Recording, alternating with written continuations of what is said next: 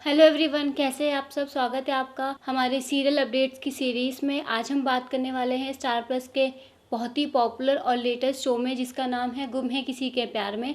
तो आज के एपिसोड की शुरुआत करने जा रहे हैं। एपिसोड बहुत ही अच्छा होने वाला है और अगर आपको पसंद आए तो लाइक ज़रूर करना और चैनल पे आते हो तो सब्सक्राइब और फॉलो करना मत भूलना। तो बिना टाइम वेस्ट किए हम अपने एपिसोड की शुरुआत करते हैं। एपिसोड की शुरुआत में हम देखते हैं कि सावी अपने आजोबा के पास बैठी हुई है। उसके आजोबा उसको बोलते हैं कि तुम मुझे छोड़ के कहीं मत जाओ, क्योंकि वो उनको अल्जाइमर की बीमारी है। तो अल्जाइमर की बीमारी की वजह से वो बाकी फैमिली मेम्बर्स को भूल चुके हैं, सिर्फ सावी उनको याद है। तो उसको जाने के लिए मना करते हैं, लेकिन डॉक्टर्स कहते हैं इनका आराम करना ज़रूरी है। तो सब लोग रूम के बाहर आ जाते हैं। सावी की बड़ी आजी बाकी फैमिली मेम्बर्स ये सोच के परेशान है कि अब इनका इलाज कैसे कराया जाएगा। 3 प्रॉब्लम उनके सामने मेन है, जैसा कि लास्ट एपिसोड में डॉक्टर्स ने बताया था कि इनके ऑपरेशन में 3 प्रॉब्लम्स आने वाली हैं। फर्स्ट प्रॉब्लम ये थी कि पहले तो महंगा बहुत है इलाज, 60 से 70 लाख रुपए लगेंगे और सावी एक मिडिल क्लास फैमिली से है। एक मिडिल क्लास फैमिली के लिए 60-70 लाख का इंतजाम करना बहुत मुश्किल चीज़ है। सेकंड ये है कि जो डॉक्टर, जो सर्जन इनका इलाज करेगा वो बहुत ही फेमस है, बहुत ही पॉपुलर है। तो उनके पास डेट्स मिलना बहुत मुश्किल हो जाता है, वो हमेशा ही बहुत बिजी रहते हैं। तो वो पता नहीं इनका इलाज करने के लिए फ्री हो पाएंगे या नहीं हो पाएंगे, इसकी चीज़ की भी कोई गारंटी नहीं है। थर्ड प्रॉब्लम ये है कि उनके पास टाइम भी बहुत कम है। अगर 3 हफ्ते में उन्होंने इलाज नहीं कराया तो इनके आजूबा की तबीयत काफ़ी ज़्यादा ख़राब हो सकती है। मतलब पहली प्रॉब्लम पैसे की है, 60 से 70 लाख का इंतजाम 3 हफ्ते में करना है। सेकंड प्रॉब्लम की डेट बिल निकालना मुश्किल है डॉक्टर की। तो ये सारी दिक्कतें सावी की फैमिली के सामने आ रही हैं। इस सब के बाद सावी अपना फ़ोन चेक करती है तो वो देखती है कि 11 मिस कॉल्स आ रखे हैं। कुछ उसके फ्रेंड्स के हैं और एक कॉल ईशान सर के भी है। तो वो काफ़ी डर जाती है कि ऐसा कॉलेज में क्या हो गया, मैं सारी प्रिपरेशन करके आई थी कल्चरल फेस्ट की, उसके बाद भी इतने कॉल्स मुझे क्यों आ रहे हैं। तो वो वहाँ से जाने के लिए पूछती है अपने आजोबा से, तो वो उस पर फिर इल्ज़ाम लगाने लगती है। देखा, ये फ़िक्र करने का नाटक करती है, इसको किसी की कोई फ़िक्र नहीं है, ये सिर्फ दिखावा करने आती है यहाँ पे। और अगर ये दिखावा नहीं होता तो ऐसे सब कुछ छोड़ के नहीं जा रही होती। पहले भी छोड़ के आ गई तो अब फिर छोड़ के आ गई। तो सावी वहाँ पे अपनी बड़ी आजी को रिप्लाई करती है कि मैं आजोबा को छोड़ के नहीं जा रही हूँ, अपने कॉलेज में कुछ फ़र्ज़ है मेरे, उनको पूरा करने जा रही हूँ। कुछ जिम्मेदारियाँ हैं मेरे सर पे, उनको पूरा करने जा रही हूँ। और सही बोल रही है। वो वहाँ पे आई है, वो पढ़ाई भी तो करते हैं। अब इतने कॉल्स आ रहे हैं, उसको उसका सेक्रेटरी बना रखा है कल्चरल फेस्ट का, तो उसके ऊपर जिम्मेदारियाँ तो जाना तो उसको पड़ेगा ही ना।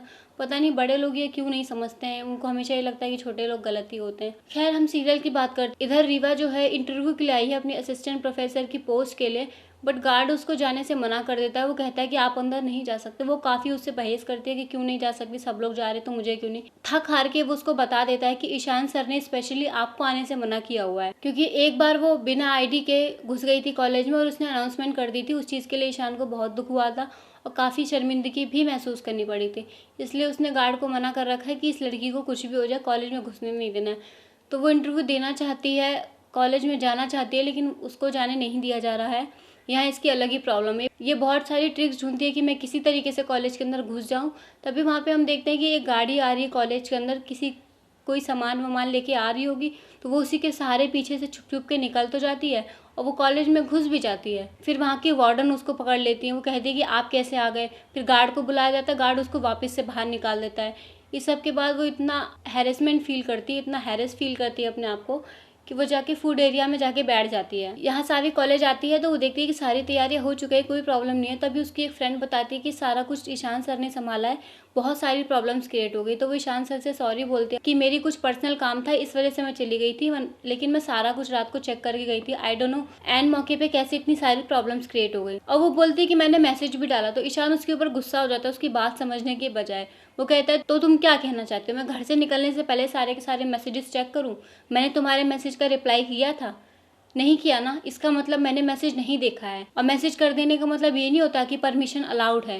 वो उसके ऊपर गुस्सा करता है, उसकी बात नहीं समझता। वो बताती भी है कि मेरे आजोबा की तबीयत खराब थी इसलिए मैं गई थी, लेकिन वो फिर भी कहता है कि मुझे तुम्हारी पर्सनल प्रॉब्लम से कोई लेना देना नहीं है। अगर काम ठीक से नहीं करना है तो छोड़ दो, लेकिन ऐसे बिगाड़ो मत। वो शौक में रह जाती है कि आखिर हुआ क्या, इतना क्यों गुस्सा कर रहे हैं। तो वो भी अपना मूड अच्छा करने के लिए कॉलेज के कैफेटेरिया में आती है चाय पीने के लिए, लेकिन वहाँ पे उसको रीवा मिल जाती है। दरअसल रीवा के हाथ में चाय का कप होता है तो वो उसके पैर पे गिर जाता है। वो उसको सॉरी सॉरी बोलती है, वो कहती है कोई बात नहीं, लेकिन सावी रीवा को परेशान देख के उससे पूछती है कि तुम्हें क्या हुआ है, तुम ठीक नहीं लग रहे हो। दरअसल वो लोग पहले भी कॉलेज के गेट पर टकराते हैं, लेकिन रीवा उस पर ध्यान नहीं देती है उस टाइम पे। वो उसकी ऐसी रोने जैसी हालत देख के परेशान है कि आखिर इनको क्या हुआ है।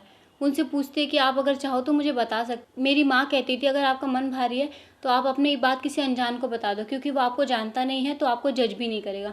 वो उसको बताती है कि ये कॉलेज मेरा सपना है। सावी को लगता है कि ये शायद यहाँ पे एडमिशन लेने आई है, तो बताती है कि नहीं, मैं कोई स्टूडेंट नहीं हूँ, मैं असिस्टेंट प्रोफेसर की पोस्ट के लाई हूँ, बट मुझे यहाँ अलाउ नहीं कर रहे हैं। तो जैसा वो बताती है ना, कॉलेज मेरा सपना है, यहाँ पे मुझे अलाउ नहीं किया जा रहा है, सेम चीज़ जो है सावी के साथ भी होती है। सावी का भी सपना होता है जब वो इस कॉलेज में आई हुई होती है कि मेरा इस कॉलेज में एडमिशन हो जाए, लेकिन उसको ईशान बाकी लोग एंट्री नहीं देते हैं। उसके साथ भी सेम चीज़ें हुई होती है जो अभी रीवा के साथ हो रही है, उसको भी कॉलेज में घुसने भी नहीं दिया गया था। तो वो उसके दर्द को अपना दर्द समझ के ये फैसला करती है कि मैं उसकी मदद करूँगी, इंटरव्यूअर के रूम तक मैं उसको लेके जाऊँगी। तो उससे वादा करती है कि आप चिंता मत करिए, आपको इंटरव्यू तक मैं लेके जाऊंगी, लेकिन आगे आपको जॉब मिलेगी या नहीं मिलेगी इसकी मेरी कोई जिम्मेदारी नहीं होगी। तो रीवा उसको धन्यवाद करती है, कहती तुम इतना कर दो, बस इतना ही काफ़ी हो। ये सारी चीज़ें वो सिर्फ इसलिए कर रही है ताकि वो ईशान के क्लोज रह सके, बट उसको नहीं पता कि ईशान अब चाह के भी उसका नहीं हो सकता, क्योंकि ईशान की ज़िंदगी में अब सावी आ चुकी है। नेक्स्ट एपिसोड में हमें फिर से वही चीज़ देखने को मिलती है कि सावी को एक बुरा सपना आ रहा है कि एक लड़के ने उसके सारे परिवार को मार दिया है। वो दरअसल इसे अपना कॉलेज में सोते सोते देख रही है। तो ईशान उसके पास आता है, वो कहता है कि क्या हुआ, तो कहती है कि मैं अकेले नहीं रहना चाहती। तो ईशान उसको कहता है कि तुम कहाँ अकेली हो, मैं तुम्हारे साथ हूँ। तो वो उसका हाथ होल्ड कर लेता है और ईशान उसका हाथ होल्ड करके ये बात बोलता है, और ये चीज़ रीवा देख लेती है और उसको बुरा लगता है। जाहिर सी बात है, जिस पार्टनर के लिए आप इतनी मेहनत कर रहे हो और वो किसी और का हाथ होल्ड करे, उसकी तरफ अट्रैक्ट हो, तो बुरा लगना लाजमी है। इसमें कोई भी अजीब बात नहीं है, सबके साथ ऐसा होता है। कहीं ऐसा तो नहीं होगा कि सावी रीवा की मदद करके अपने ही पैरों पे कुल्हाड़ी मार रही है, कहीं रीवा उसको अपना दुश्मन समझ के उसके साथ कुछ बुरा ना करने लग जाए। कुछ भी हो सकता है, इंसान के मन में जेलसी है तो वो कितना भी बुरा कर सकता है। सो बने रहिएगा हमारी वीडियोज़ के साथ लेटेस्ट अपडेट्स के लिए। अगर आपको मेरी वीडियो अच्छी लगी है तो लाइक करना, चैनल पर नए आ रहे हो तो सब्सक्राइब एंड फॉलो ज़रूर करना।